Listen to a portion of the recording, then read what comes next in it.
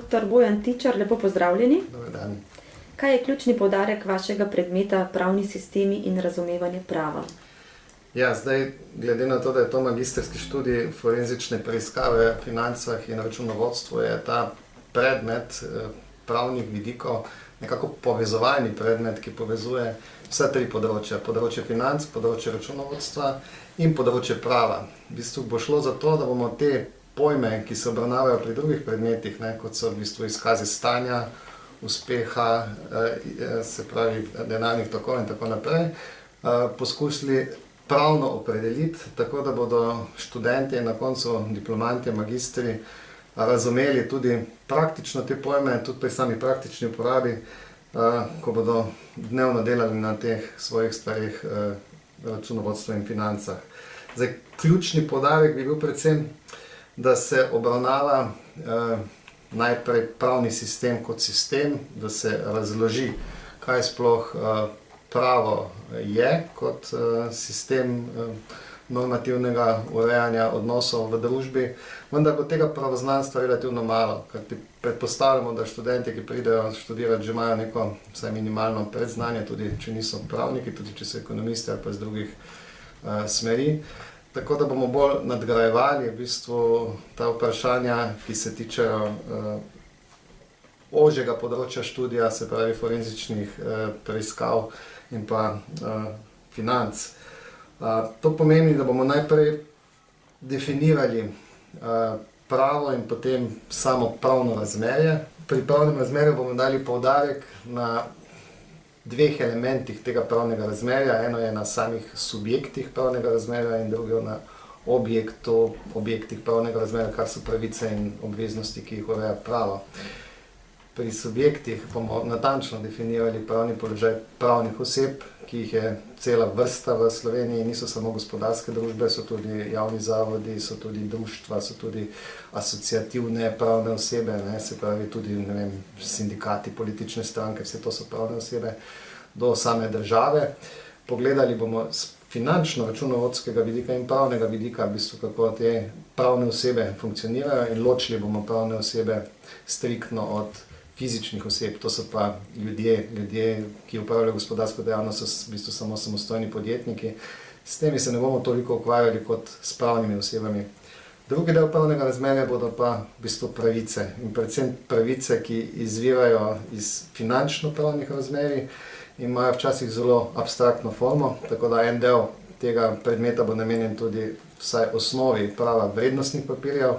Spravi, vse tisto, kar sodi v izkaz stanja, kar bodo pokrili kolegi, ki bodo predavali računovodstvo in finance, se pravi tisto, kar je v aktivi, kjer ima pravna oseba pravice, bomo tudi pravno opredelili. Se pravi, opredelili bomo osnovne stvarne pravice, predvsem lastninsko pravico, opredelili bomo potem druge absolutne pravice, se pravi tiste pravice, ki imajo poseben značaj, ki jo bomo jasno na predavanjih razdelali, se pravi pravice intelektualne lastnine, kot so patenti, blagovne znamke, zaščitena porekla proizvodov, in potem v nadaljevanju tudi vrednostne papirje. Se pravi, ko dobijo te pravice neko abstraktno formo, postanejo vrednostni papirji. Te vrednostne papirje bomo povezali z bilanco, povezali bomo delnice z kapitalom delniške družbe, opredelili, kaj pomenijo lastniški vrednostni papirji, kaj pomenijo v bistvu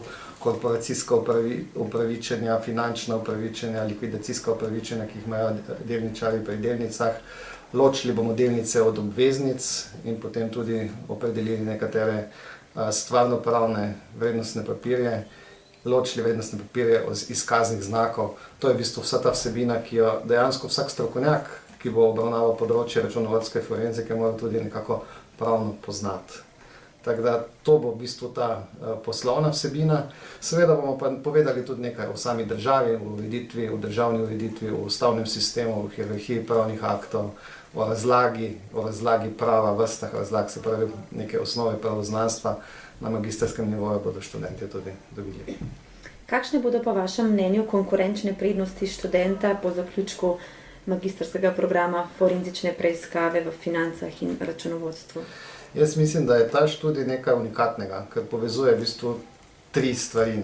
Povezuje kriminalistiko oziroma kriminalistični preiskovalni vidik, povezuje ekonomijo in to ekonomiko, računovodstvo, finance na mikronivoju in povezuje pravo, predvsem pa poslovno pravo. Tako da ti magistranti, ti, ki bodo končali ta študij, bodo dejansko strokovnjaki, ki bodo imeli nekako širši pogled v vso to področje malverzacij, ki se ustvarjajo na finančno-računovodskem področju, se bodo poznali tako računovodstvo kot kriminalistične preiskave, kot tudi osnovne pravne zadeve in bodo na ta način imeli komparativno prednost napram tistim, ki so samo strogo specializirani na samo določeno področje. Zato jaz mislim, da je to kompetenčna prednost magistrantov in da je ta študij res nekaj dobrega in novega.